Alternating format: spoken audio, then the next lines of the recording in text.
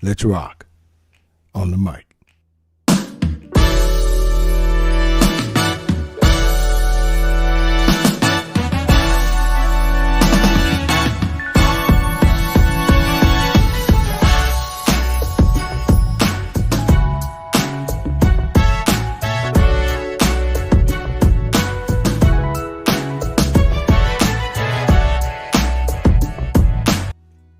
What's up, everybody? And you are listening to the best of the Meter Mike Radio Show.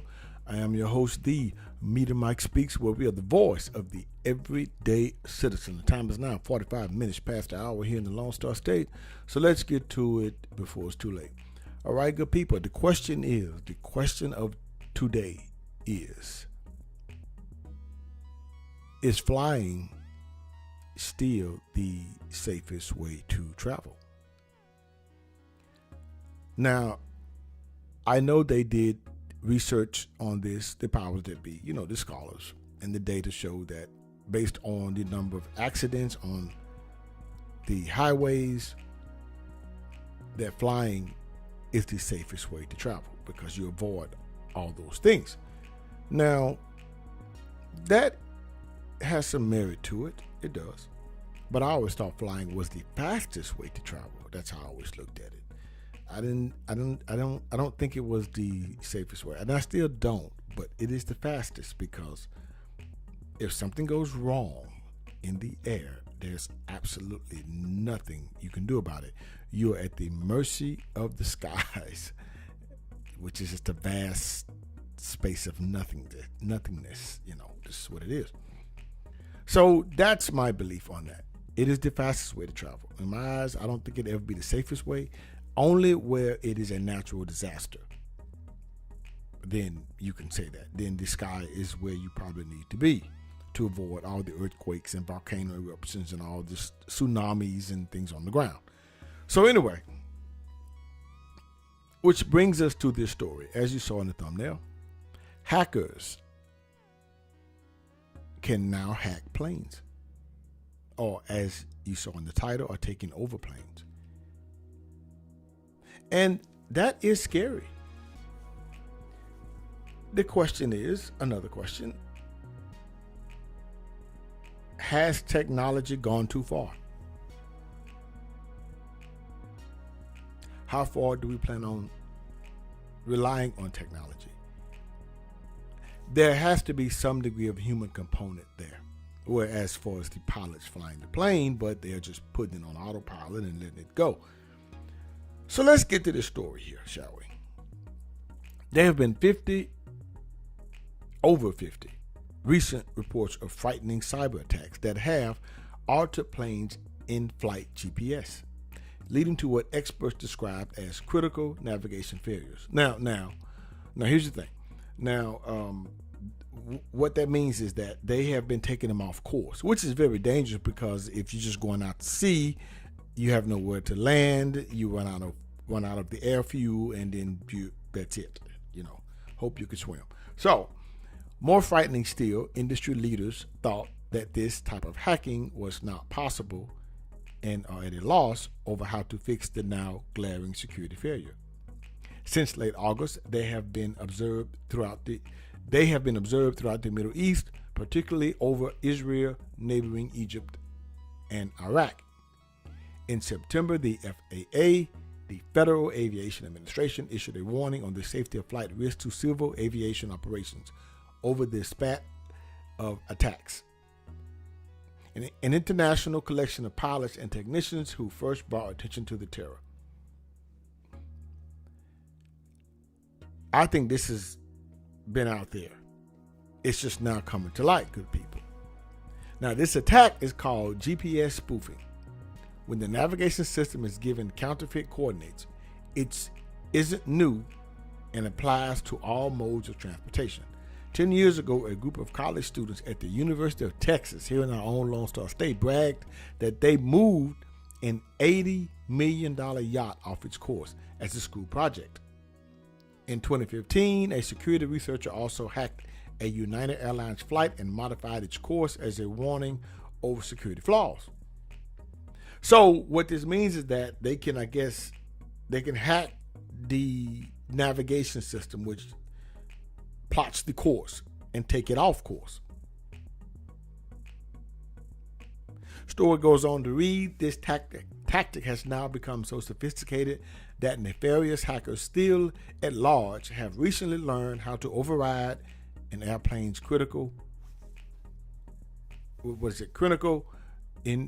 neural reference system, IRS. That crucial piece of technology is commonly called the brains of a craft by manufacturers. So, the navigational system, what this is called, the IRS, they hack that and they can take a plane off course. One flight, a Gulfstream G650, which is a private jet, from Tel Aviv on October 25th, experienced full navigation failure as its system had marked the plane 225 nautical miles from the actual course, and a Boeing 777 endured spoofing over Cairo airspace and was falsely thought to be stationary for half an hour on October 16th, as well as according to the group. So they thought the plane was sitting there and the plane was actually in the air. Now, before these rampant attacks began at the end of August, spoofing the IRS was previously thought to be impossible, unquote. Now, why would you think that? With the birth of AI and all these things coming about, why would you think this wasn't possible? What is it? Angelina Jolie did a movie called Hackers back in the 90s. I think 1995, 96. And before that, they showed something like this on Die Hard 2. Go back and watch Die Hard 2 when John McClane, played by Bruce Willis, was now in Washington, D.C. at Dulles Airport. And the terrorists, that's when the terrorists were American terrorists. So anyway, hijacked the plane. Well, not just hijack a plane. What they did was they crashed the plane. They didn't hijack. They crashed the plane. This was back then. I think it was 90. I think 1990. They did the second Die Hard, 90 or 91, and they did something to where the plane was coming in to approach a landing, and they did they hacked it. Well, he didn't. I don't know if he hacked, but he took it over, and they were relying on the computer system, and the pilot thought he had more distance, and he didn't. By the time he realized, he looked up, the plane was toward the ground, and it crashed. So this stuff is, to me, nothing new. I don't know why they would think that. Now, the industry has been slow to come to terms with the issue, leaving flight crews alone to find ways of detecting and mitigating GPS spoofing. What will you do at 2 a.m. over the Middle East when the aircraft starts drifting off course and saying position uncertain? With almost zero guidance, we're largely on our own to figure things out, unquote. That's scary. That's scary. This has been going on for a while. This has come out. This has not made major news, and I know why, because they don't want things to get out. But good people, this is serious. Now, in no way am I discouraging. This video is not meant to discourage you from flying, because I do fly. I just came back from overseas this past year, last year. So, but it is something to think about as we move into the decades to come. And everything is becoming more and more computerized.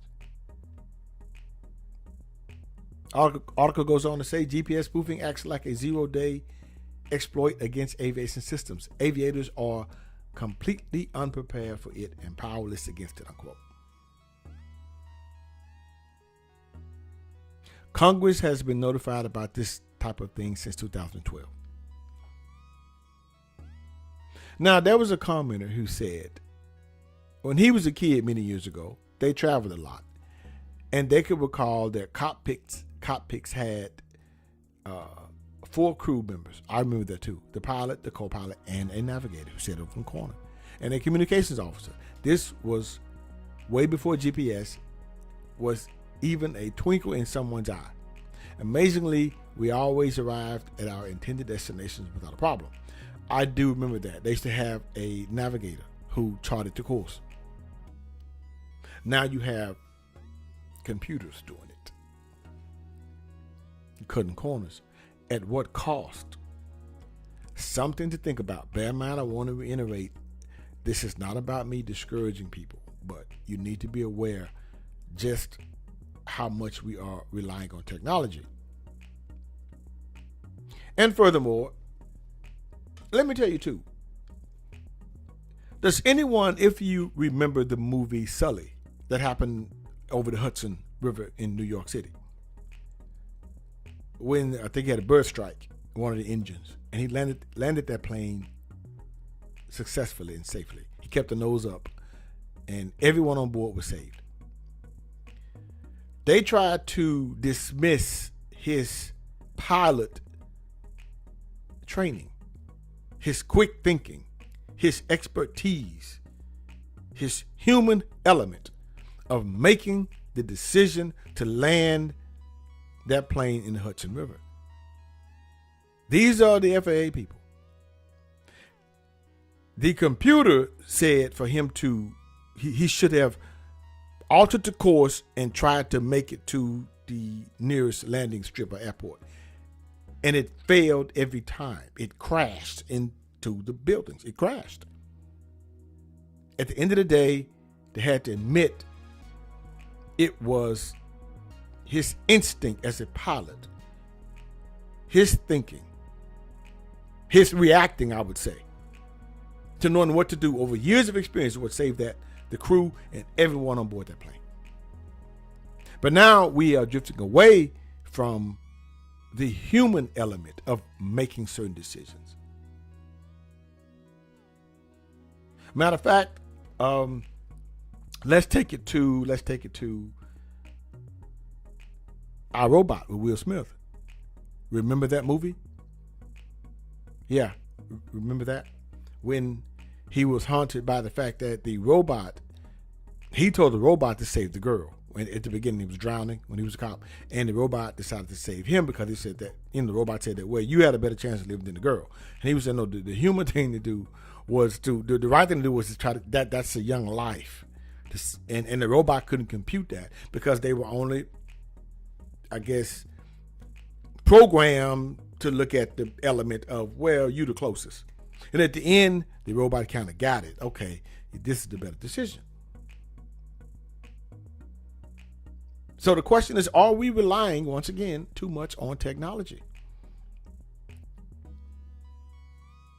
You're talking self-driving cars. You're talking all these things.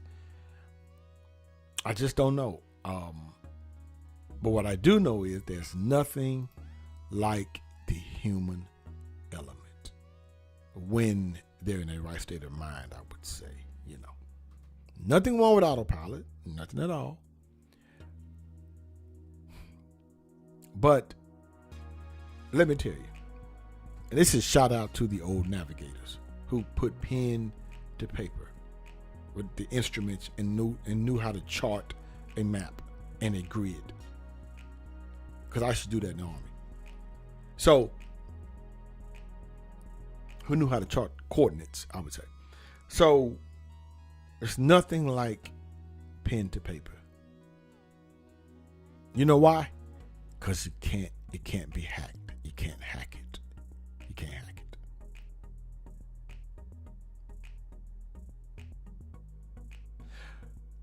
Until next time, this is your guy, Mr. Educator, Mr. Communicator, Mr. Free Thinker. Subscribe, share, and like. Watch the video at the end to keep me rocking on the mic. Have a good night.